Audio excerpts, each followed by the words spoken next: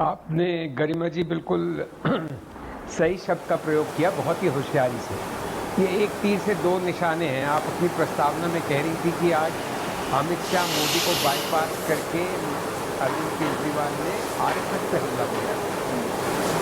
ऐसा नहीं है, मतलब आप वो बात कह रही थी, लेकिन बिल्कुल नहीं। उन्होंने आरएसएस के कंधे पे बंदूक रख के मोदी और अमित शाह पे आज चलाई है, क्योंकि उन्होंने जो आरएसएस और बीजेपी के बीच में सच्चे या कथित जो डिफरेंसेस पिछले महीनों में उभर के आए हैं, मोहन भागवत ने जिस तरह के बयानों की झड़ी लगाई लोकतंत्र पे, विपक्ष पे, भगवान नहीं होना किसी नेता का, तरह तरह की जो बातें उन्होंने कही हैं, तो कहीं ना कहीं केजरीवाल और कई लोग ये भांप गए कि आरएसएस पूरी तरह मौजूदा बीजेपी नेतृत्व के साथ शायद सहज नहीं है, और अब समय शायद वो ऐसा अनुकूल समझ रहे जब वो भी थोड़ा बहुत निशाने पे रखे बीजेपी नेतृत्व को।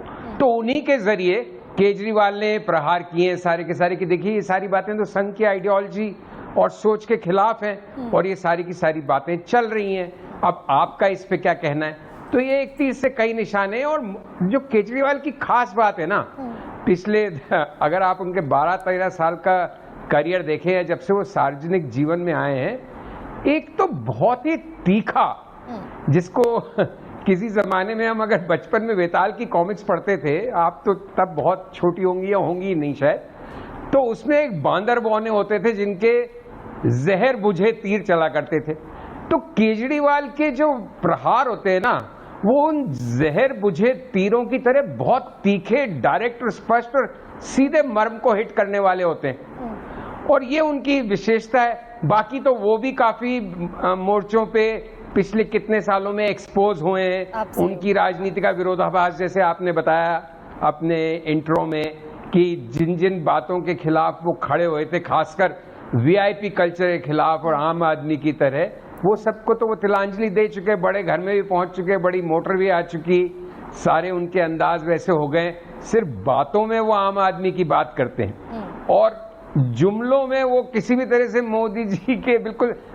मैं आपको एक बात बताऊं, मैंने शुरू से केजरीवाल जी को छोटा मोदी कहा है, और वो काफी एक दूसरे के पैरेलल हैं। और कहीं ना कहीं अगर बीजेपी के शीर्ष नेतृत्व, हालांकि केजरीवाल जी उस स्थिति में नहीं है ना, आज उनके पास बड़ा मंच है, अभी कांग्रेस का रिवाइवल हो रहा है, केजरीवाल और आम आदमी पार्टी इतना बड़ा थ्रेट नहीं है, लेकिन बीजेपी के मन में एक केजरीवाल को लेके हमेशा एक संशय और एक उनसे उनको कैसे निपटाया जाए इसका प्रयास रहा है। तो इन सब चीजों की पृष्ठभूमि में आज आप आज के प्रहार को देख सकती हैं कि उन्होंने मोर्चा खोला है। लेकिन ये सारी वो चीजें संजीव जी, आज जो कहा अरविंद केजरीवाल ने, ये बीजेपी के लिए गले में फंसी हुई छुछुंदर जैसा हो गया क्या? ना उगलते बनेगा न निगलते बनेगा, क्योंकि हूबहू हर्फ बा हर्फ जब केजरीवाल ये कह रहे हैं कि भाई सारे भ्रष्टाचारियों को ले लिया, 70,000 करोड़ के भ्रष्टाचारी बताते थे, अगले दिन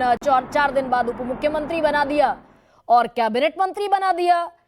फिर उसके बाद जो आज उन्होंने कहा कि मोदी जी को गलत काम करने से रोक दिया क्या, ये कह चुके हैं मोहन भागवत की मर्यादा का पालन करें, अहंकार ना करें। तो हूबहू ये जो आरएसएस ने नसीहत दी बीजेपी को, वही बात केजरीवाल कह रहे हैं।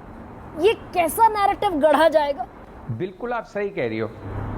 जो आरएसएस ने कहा उसी को दूसरे शब्दों में आरएसएस ने तो इशारों में कहा, मोहन भागवत ने इशारों में कहा, केजरीवाल ने वो स्पष्ट रूप से मोहन भागवत से पूछा है, लेकिन दरअसल वो मोहन भागवत को उकसा रहे हैं कि आप ये मोदी जी से स्पष्ट पूछिए या बंद कमरे में पूछिए।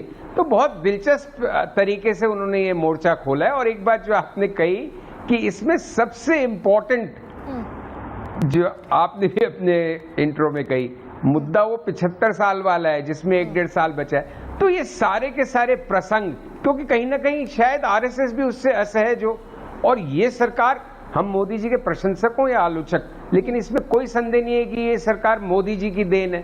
मोदी के नाम पे 240 आए, तो 75 वर्ष की उम्र में उनके हटने का कोई प्रश्न ही, मतलब वो भी तार्किक या प्रासंगिक नहीं लगता। लेकिन ये सब चीजें जैसे जैसे अब राजनीति गर्म होगी, जो बड़ी जल्दी गर्म होगी 2024 के चुनावों के बाद, आम चुनाव के बाद, हरियाणा महाराष्ट्र वगैरह के बाद और गर्मी पकड़ेगी, तो ये आरएसएस को उन्होंने एक स्टिक दी है जिससे कि वो बीजेपी को हिट करे, बीट करे और लाभ कहीं ना कहीं केजरीवाल या विपक्ष को मिले।